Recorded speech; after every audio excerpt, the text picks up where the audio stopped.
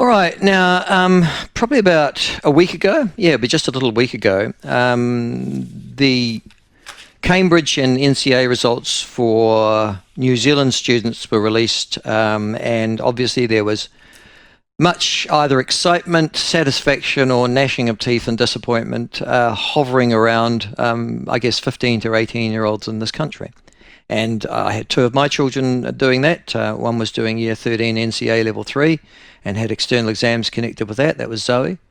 And the other was Theo, who was doing 4 Cambridge papers, and because he attends a Catholic school, he had to do an NCEA paper, which was religious education, and that was at Year 11, or at Cambridge Stage 1. So our household knows intimately the triumphs and disasters, the exhilarations and the anxieties that accompany parents and students when those results come out. But automatically, there was a concentration a week ago when those results did come out about yet again the decline in pass rates and standards. And now, to give you an example of that, figures provided last week by the Education Ministry show that whereas 31,500, so 31,000 kids passed NCEA Level 1, 13,500 kids didn't, which is an extraordinarily high percentage of children who failed. Now, most of them failed because they failed the literacy and numeracy requirements that have been recently imposed. And so to join us to talk about that and also to explain it, but also what's the future likely to be when we've got, almost a third, is it? Yeah, of kids failing NCEA Level 1 literacy and numeracy, is Dr. Nina Hood, founder, education innovator and researcher of the Education Hub, and she joins us now. Nina, lovely to have you on. Thank you so much for joining us again. Thanks, Michael. Great to be here. Erica Stanford, in releasing the the results last week, and it was almost exactly a week ago, made the point that one of the reasons there had been such a drop or decline in kids passing NCEA Level 1, which I have to say is almost impossible to fail, I would have thought, but I'm wrong, was because of the new literacy and numeracy standards. And she made the point, Nina, that this gives you a much better reality of what NCEA is all about when people fail relatively basic literacy and numeracy standards, but in the old days could still have got Level 1 NCEA. Does she make a fair point? She does. So if we think about the literacy and numeracy co-requisites, they're set at a level of about the end of Year 8 to the start of Year 9. So the literacy and numeracy required to pass those is several years below, in theory, Level 1, which most students take at Year 11. So we do need to take that. That's extraordinary. You mean Form 2, Form 3 level, an old parlance.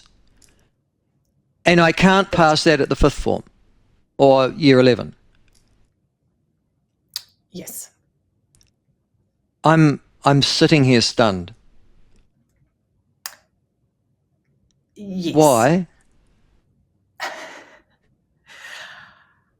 Well, I mean, we know that we have a huge proportion of young people who are not achieving close to the curriculum level in literacy and numeracy. We've known that for a number of years.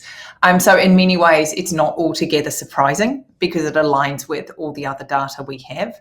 I think there is a really interesting question to ask about the nature of NCEA and the ability to pass that with gaps in someone's literacy and numeracy. And this is also not necessarily new. The TEC did a study several years ago now that showed something very similar. They were particularly looking at the Level 2 results, so your Year 12 students, and they found that a good proportion of those students weren't meeting what they would think would be the required literacy level for a Year 11 student.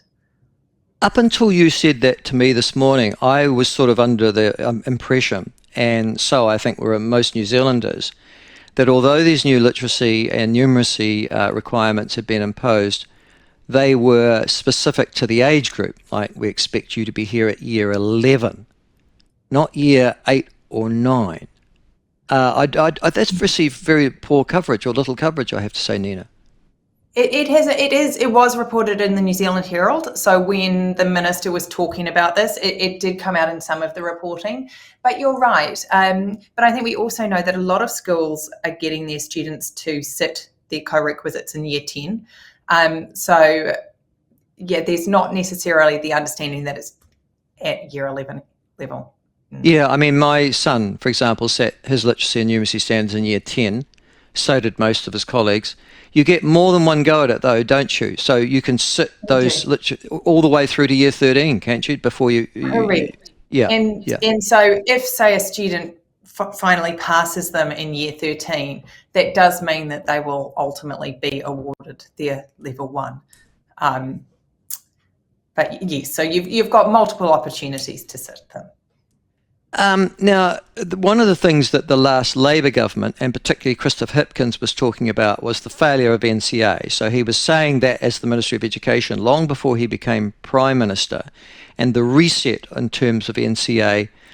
One of the things he was talking about in specific was something that my kids do, which is the gaming of the NCEA system, and how easy it is to pass because kids are smart enough to game it in essence.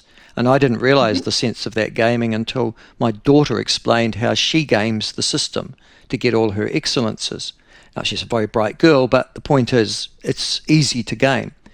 The other thing that he also talked about, Chris Hipkins, was the need for some sort of external examination. So you can actually go through an entire year and get a merit achievement, in some cases an excellence achievement, without actually sitting an external examination or having external moderation of that sort of nature at all.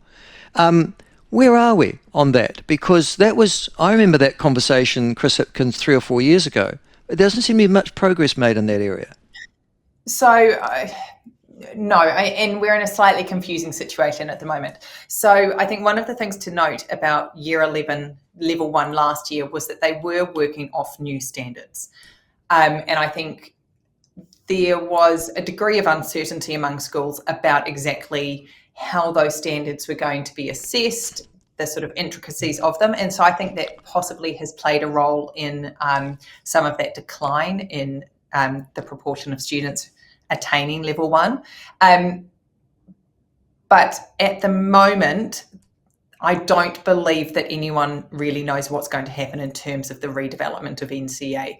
There have been murmurings that it's going to happen. Obviously, the Labour government did start taking steps, but we haven't seen that move beyond the level 1 into level 2 or level 3.